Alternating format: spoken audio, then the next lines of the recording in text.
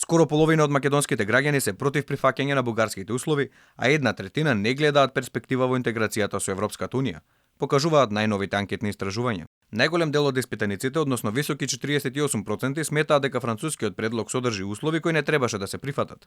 29% одговориле дека е прифатлив, а 22% немале одговор на ова прашање. На прашањето дали треба да се продолжи со интеграцијата во Европската унија, повеќе од половина, односно 58% одговориле со да, додека пак значајна третина од 32% сметаат оти треба да се откажеме од македонскиот евроинтегративен процес.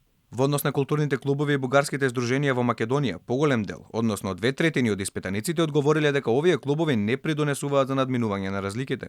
Во првата половина на ова анкетно истражување, во кое вчера се објавија резултатите од мерењата на рейтингот на партиите, се потврди двојната предност на опозицијата спрема власта. Резултати кои се повторуваат скоро во сите истражувања годинава.